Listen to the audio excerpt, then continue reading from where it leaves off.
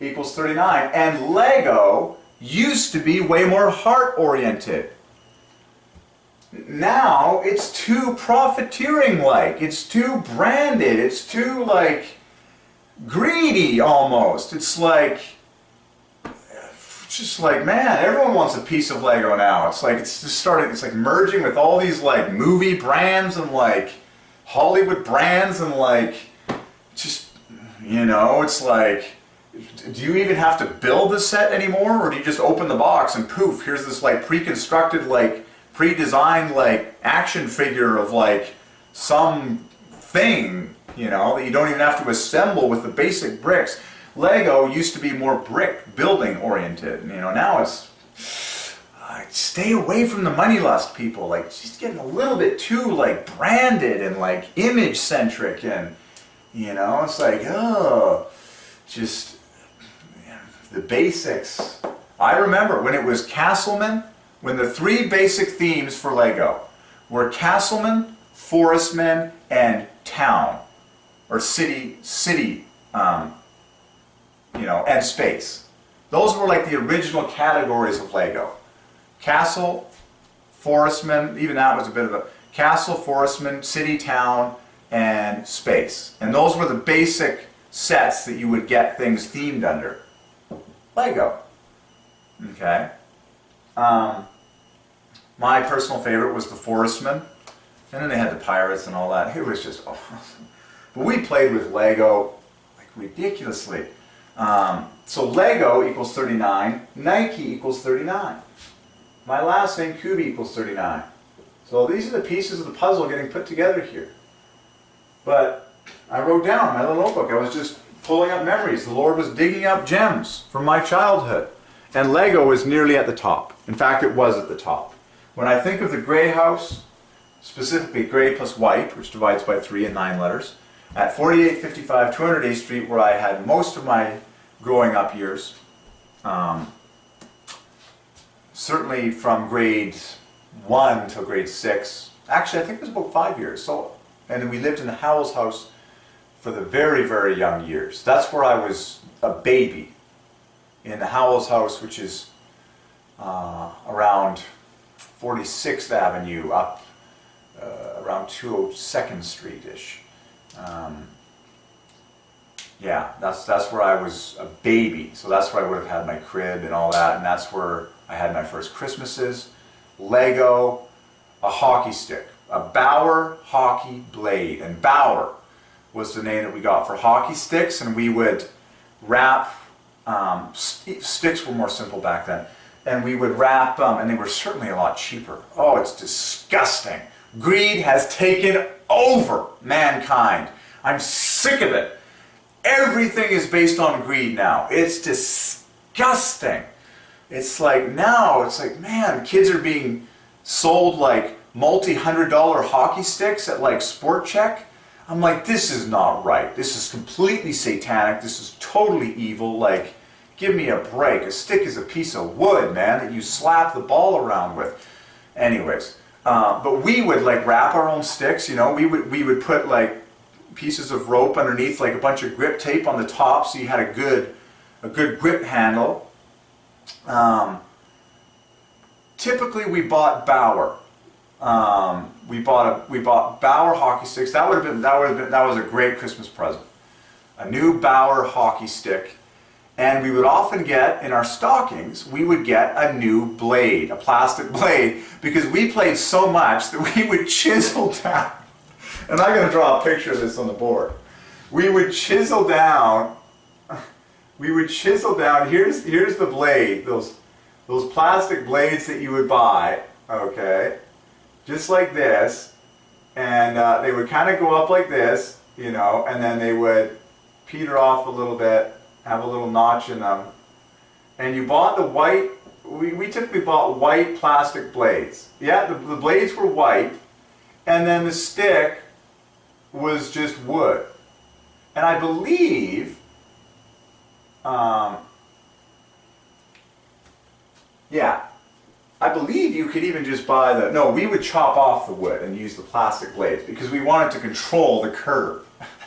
We wanted to control how much you could curve that blade, and we did some insane things sometimes because it was just hilarious.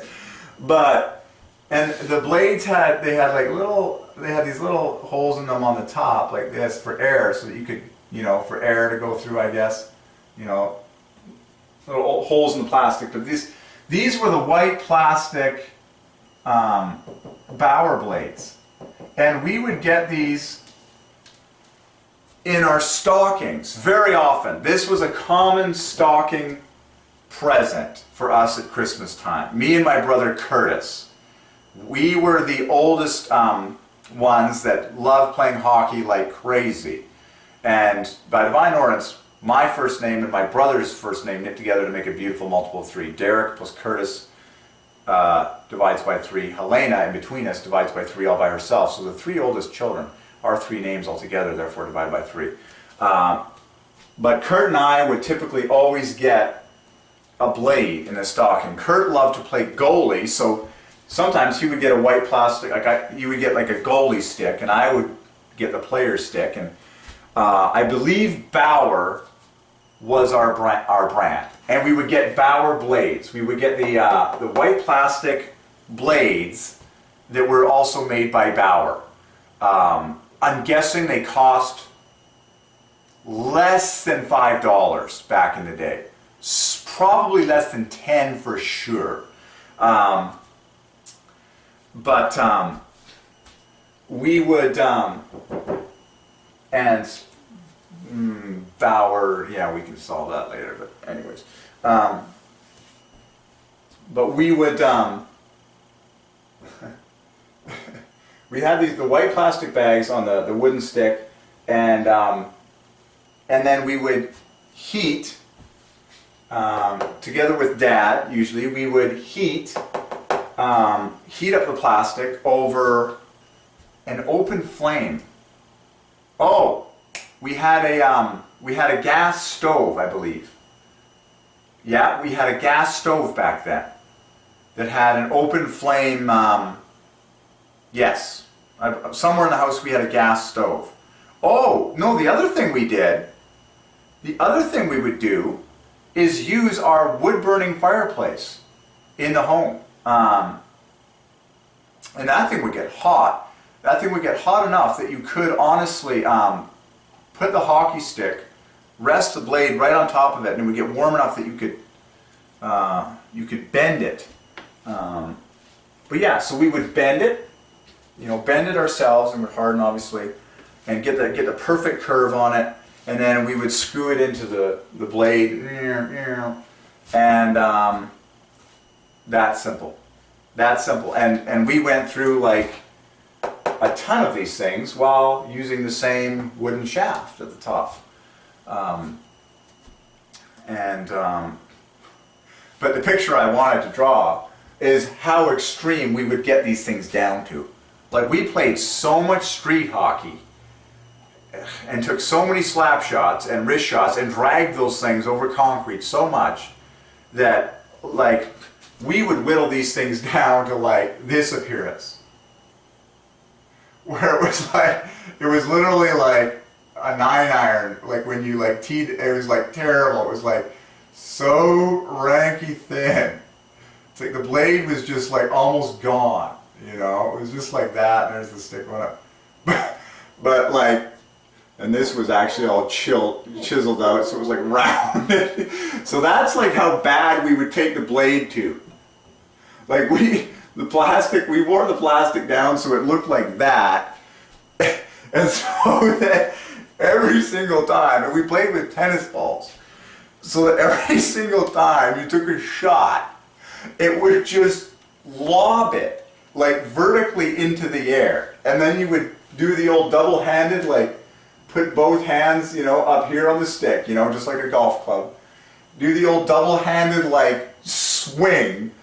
And the plastic blade, as thin as it now is, would just chip it like a 9-iron golf club, and the thing would just like sail. Like, I believe we actually got it to the point, and we were good enough with it, where I remember we would chip tennis balls from the front yard on the concrete over the garage into our backyard.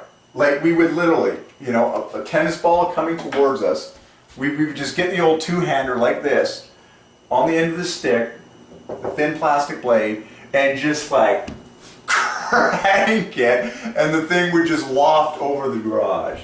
And it was fun. Like, we were so good. Our hand-eye coordination was so good with these plastic blades, because we played with tennis balls. And tennis balls are always bouncing all over the place. That so many of our shots on goal and our passes were swats out of the air, where we were just swatting that tennis ball out of the air. And we were so good at it, like we could just biff that thing on goal straight out of the air. And it was like so satisfying. That was actually the most satisfying shot you could take, was the old biff shot, where you would just like biff it out of the air, and that tennis ball, no friction or anything, just like bang, just like take off in a, you know, and the goalie was just like, you know, man, kids actually had like reflexes back then, and they actually had hand-eye coordination back then, and they actually had a little bit of speed in their brains back then. And tennis balls, man, like, and oh man. So yeah, hockey was, we didn't play with pucks ever.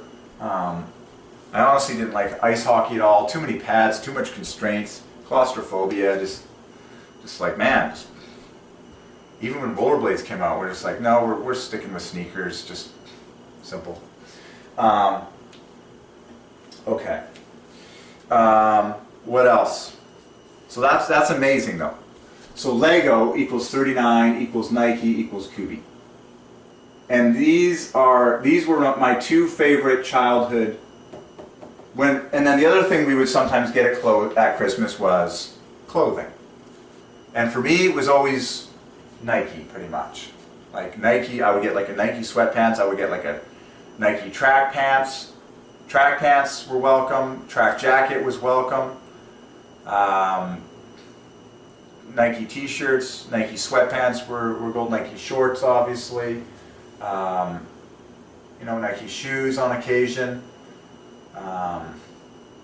Everything except Nike socks, because I don't even think Nike was making socks at that time. But, you know, Nike underwear, no, they didn't have that, that's for sure. It was Fruit of the Loom, baby. Oh, by the way, Fruit of the Loom divides by 3. And that is like, you talk about like, Fruit of the Loom. Now that is an old school name, because no one uses the word fruit hardly anymore with respect to like, that's a biblical term, that's a Bible term, like the fruit of your labor, the fruit of the land, the fruit of your produce. Fruit of the loom, of course the loom is the mechanism by which threads are woven together, so the fruit is the product of the loom. But fruit of the loom, I'm just looking at it right now for the number 3. This is embarrassing. Look at how obvious fruit of the loom is. All these letters divide by 3. All these divide by 3. All these divide by 3.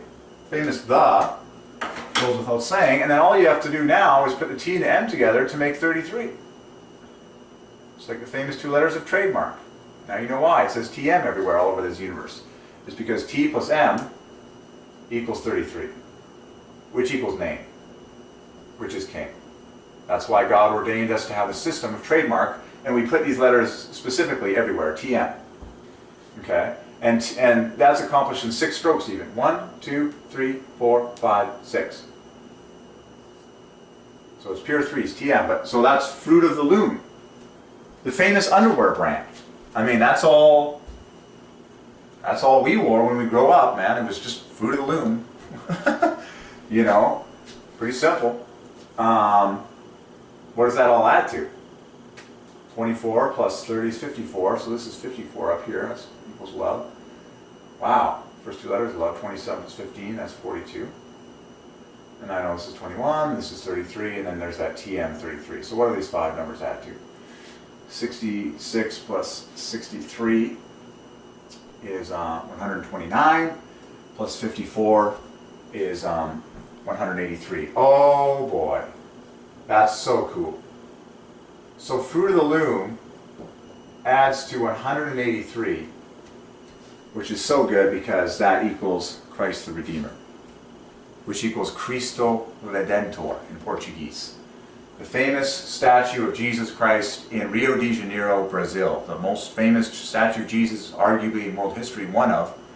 Now there's Christ the King statue, which is taller, somewhere in Europe, but Christ the Redeemer, in 3 words, adds perfectly to this famous 183. And the thing I like about that one is because the Portuguese Cristo Redentor adds to the exact same number by Divine Ordinance.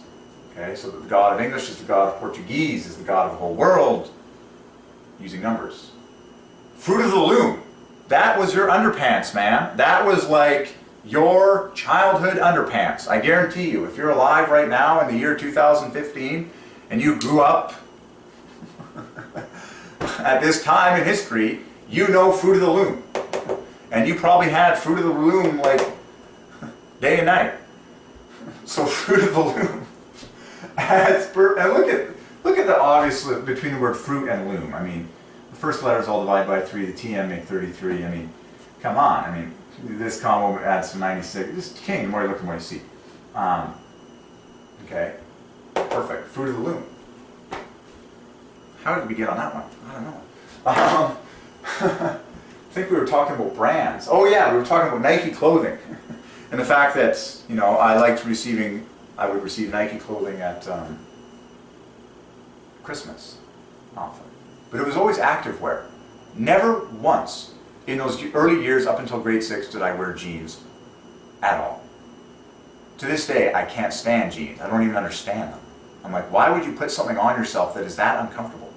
In general, it seems to me that the world has gotten so indescribably addicted to image and outward appearance rather than actually feeling good and actually enjoying what you wear and what you do.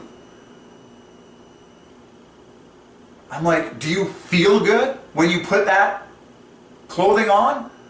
Or does it just make you look a certain way? Why don't you get back to what feels comfortable and what feels good? That's why I make these videos in all my casual, ordinary wear. I don't put on some silly, dumb tie, some phony preacher's outfit. You gotta be kidding me.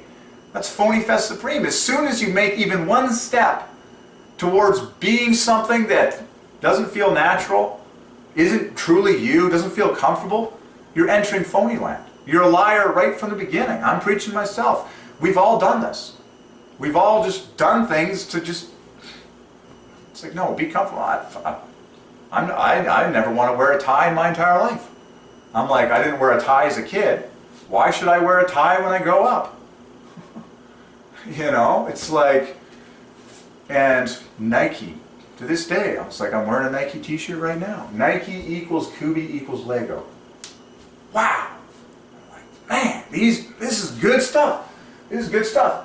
But it was always Nike, man. We just, you know, it was always Nike. You know, for soccer cleats, we probably had Adidas because Nike hadn't entered that arena at that time in history. Or Puma, or whatever. But yeah, so for Christmas, and then, yeah, we got the occasional video game, and I did, but it wasn't hard like Lego and, you know, we did like them, but again, the games were more fun and more simple back then. You know, NES was the only system. Anyways, but yeah, so it was Nike equals Lego. What else? Oh, that was a flood down memory lane. Yeah, I still remember the Christmas we got our first hockey nets. That was a surprise present from Dad. Bright, shiny red metal. Red divides by 3, metal divides by 3. We use those things so much. And they probably cost less than $50. Oh yeah, we would often get tennis balls in our stocking because we played hockey so much. So we would get like a plastic blade and we would get brand new tennis balls. And of course tennis balls always come in threes, to the glory of the Trinity. And tennis divides by 3 and ball divides by 3. Amazing. We would get tennis balls. Sometimes usually we would get bright yellow. I remember, then they got like bright orange, and that was fun. It just, as a kid, you were like, oh, brand new tennis balls to play hockey with, let's go! Like seriously, we played hockey so much. We wore tennis balls down to the skin. Like, I mean, they were like bare. And it actually became more fun sometimes when you got the tennis ball down to that purely rubberized state, because the thing would just biff all over the place. Like you would just like whack that thing out of the air and it would just like shoot off like a rocket. But we wore tennis balls down to the bone. Like we played so much street hockey, so much. We would play by ourselves, like me and Kurt, you know, Kurt would just have on his goalie pads in the garage. I would just be like shooting that thing against the garage. He would just biffing it. And with the tennis ball, it's 10 times more fun.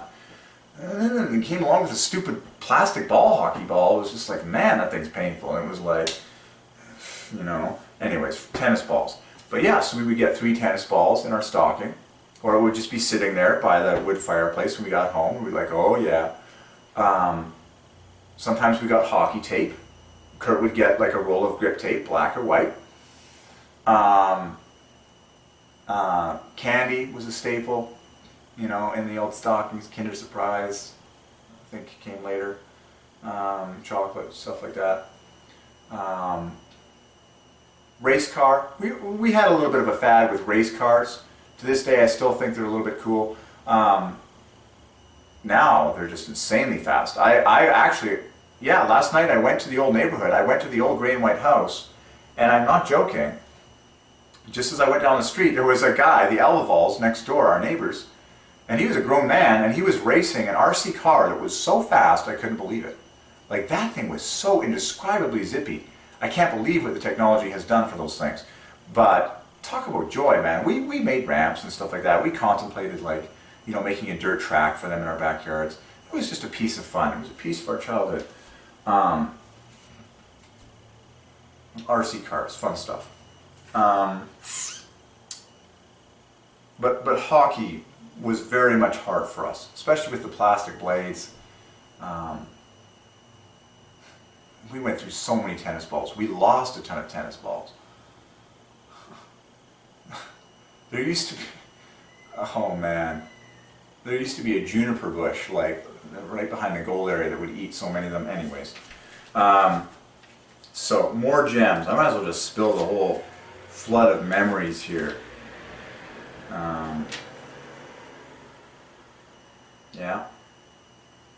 Yeah, probably the favorite item, if I was to pick one item from the garage. I went through my house, and I think it's important you do this. You know, I went through the old house, room by room, and just reminisced on every single room and things in there that I did or didn't like, and most of it was alike. In the garage, if I was to pick one item, it would be the hockey stick with the plastic blade. That was my favorite garage item. Black stick with black tape on the top, white blade, ready to just take slap shots galore. We did not like all wooden sticks, because when you drag them on the concrete, they just didn't have as much curvature as the plastic. The plastic ones were more fun. I think that's what it was. It was just way more fun having a plastic blade on your stick, because you could adjust the curvature mid-game, and boy, that was fun. That was like the thing to do when you were out there, like playing with your buddies. It's like mid-game, you would just, it was just like the classic thing to do after the goal. It's like just re-bend the blade, like get some extra hook on that thing so you could just like zing the ball, like just wrist shot it. And plastic drags over concrete much better than wood. Okay? So it was always about maximum fun for us. And once again, folks, I'm looking at all of this through the eyes of God, who loved us and ordained us to have these things for our own health and good, when we had no power to make dumb decisions for ourselves. Because when you are a child, you are at the mercy of the universe. so to speak. If you're at the mercy of God, like you are incapable of rebelling in big ways. Like you're incapable of, running away from home. You're incapable of running away from your family. You're incapable of moving to a foreign land. You're incapable of taking a job in like some foreign city that transplants you from your biological family. I'm like, this is all unnatural behavior, folks, that did not exist for 99% of human history. You have to understand the happiness of God for all the people of human history. And folks, families stayed together. Where you were born is where you lived. You stuck together. You didn't travel that much. You didn't head off to big cities and like leave your family behind. Like, folks, the only story in the Bible where it talks about a grown man running away from his biological family is the story of the lost son, the story of the prodigal. And folks, he's like a grown man. He's clearly a grown man when he comes running back home to his physical father's house. He's a grown man. The Bible makes it clear that he's a grown man, and his father embraces him and says, "My son has finally come home." That's how intimate family was. That's how family stuck together. Those are the words out of the mouth of God himself. Jesus is Jehovah God. If Jesus said, a physical man, a grown man, grabbed his father's money, took off, and by the way, he did not even have an airplane. He did not even have a car. He wouldn't even have got that far by today's standards. He took off somewhere, ran out of money, came back home to his father's physical household. His father was probably, by our standards, we could estimate him to be age 50 at least. The father would have been at least 50 years old, probably, because the son was definitely at least in his 20s, because we read in the Bible that he, played around with, harlots and junk like that. And so, and then he came back home. Physically home. Amazing. It's amazing. So for 99% of human history, and then the whole family has a big party with the local neighbors. Okay? They don't fly people in. They don't fly people in from Hollywood to join their party. Why are you watching Hollywood movies? You don't know those people. They don't know you. You'll never know them. You'll never love them. They'll never love you. Turn it off. Be friends with your local neighbors like you were born to be. It's just shocking how disconnected the world has gotten. Technology is killing community. It's killing hearts. It's killing families. It's killing people.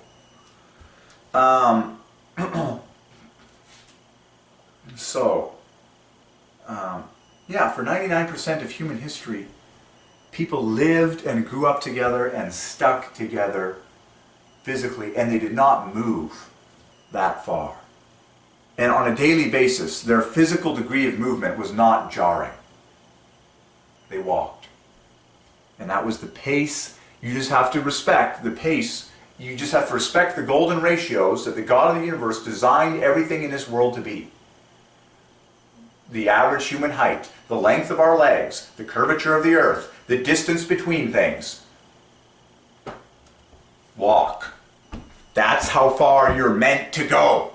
How far do you feel comfortable walking? Well, that's how far you're meant to go, son. That's the way God created the universe. That's the way 99% of human history lived, in pure happiness. You in your dumb car, sailing at the speed of light, over miles of turf, on a day in and day out basis, you are choosing death. It's unnatural.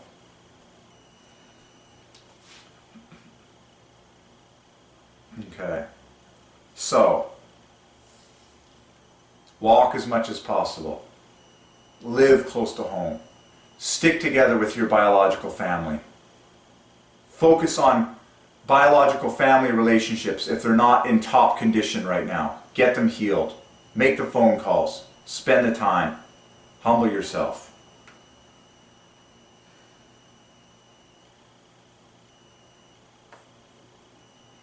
So, just personal gems. My favorite, one of my favorite Christmas presents, most memorable, was the Lego train set. You need to take this journey for yourself, okay? Everything was more heart back then. Every room in our house was basically carpeted floor. Now it's like Shrineville 5000. It's disgusting. Polished, glossy hardwood floors that make you feel like you're like stepping on like tiptoe when you walk in, like Misa Jaja Binks. Like you're too like the floor is like too good for your human feet to like. It's disgusting.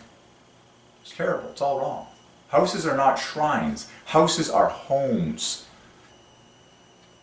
that are meant to be comfortable and warm and homey. Fill your house with wood, soft, mashable carpet, fun artwork, doorknobs. Back in that day, it was all just doorknobs. I swear, even a doorknob has more heart than now they got these like stylized handles that are like, oh, it's the modern look now. Again, see, it's all about look. I'm like, you know what? The doorknob somehow has more heart for me. There's something about fisting an entire ball in the palm of your hand that's more pleasurable than this like modernized like lever. It's like, oh, this is the modern look. I'm sorry, it looks like a piece of like, another dumb piece of metal that I'm like, just like, I like the doorknob. I honestly like the old doorknob. There's something more satisfying about getting your fist around a perfect ball. I mean, like, tennis ball, baseball, like, hello, it's the way God designed the human hand. It's like, I just want to grab a doorknob and like cinch that thing. It's like, when we grew up in our gray and white house, we had two doors. We had the shiny front, center entrance, and we had the convenient, efficient, like direct side, side step front, front entrance with the doorknob, and that's the one we use. Doorknob. I'm like, I want doorknobs in my house. We had doorknobs. We didn't have these modern-esque lever handles.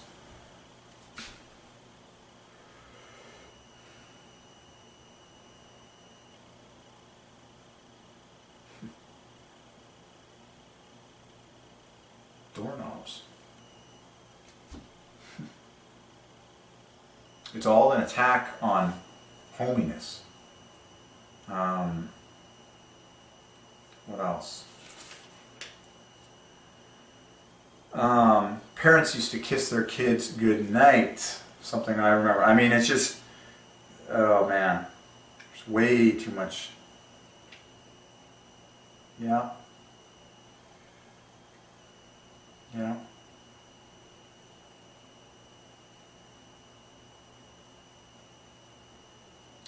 My sister and I it was great. It was me, Kurt, and Lena. Silly things together. Some of the books that I read Encyclopedia Brown. Later on, like around grade 5, 6, we kind of dabbled in the Hardy Boys, but those were kind of weird. Just started feeling like they were getting kind of raunchy. Encyclopedia Brown was, they were great books for a young reader, like from grade 1 to grade, whatever, any age. Encyclopedia Brown, I believe there's 29 in the series. Those were decent readers. We had the hockey cards. We got, again, Upper Deck. And this is just a gem. So Upper Deck adds to 99 perfectly in 9 letters. By divine ordinance to the glory of the Trinity.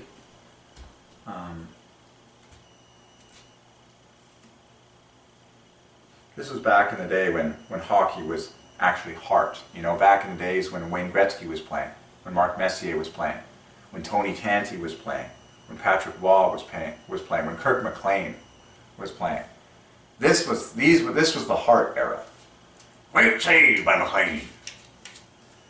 My brother loved goalies because he played goalie. I was typically just...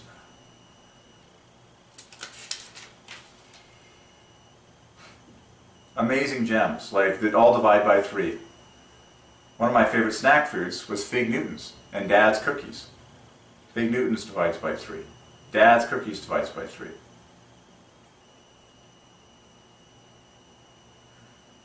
Academia was not something that was really that meaningful to me. I was like, it was very easy for me, but okay. Yeah, after school, right after school, it was always 3. It was always exactly 3. Right after school, it was 3 chocolate chip cookies and a glass of milk, and we would dunk them. Typically it was Dad's cookies. That was the brand. It was 3 Dad's cookies, 3 chocolate chip Dad's cookies, dunked in milk. You dunk it halfway, get it nice and soft, you drop the thing in. It was 3 chocolates, like things were just 3. Everything was in 3s. But if you had 4, it's like, oh, that was too much. And we had tons of energy. It's crazy. It's like, remember how little you ate as a kid and how much energy you had? Well, that's the way you're actually supposed to be as an adult. There's no reason to change. It's just, you gotta get your body de-fatified and plugged up. And like as a kid, think about how, I'm just thinking about how little I ate as a kid. And yet how much physical activity I did.